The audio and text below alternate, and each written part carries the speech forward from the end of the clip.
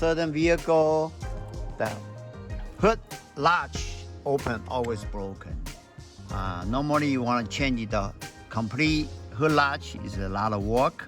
Take out the fender or go bypass that. So I find a solution.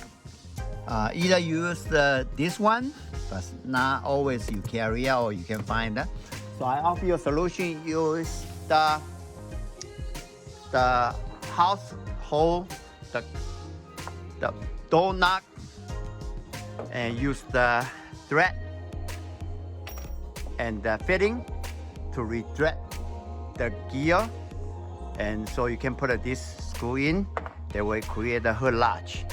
And let me show you how I do it.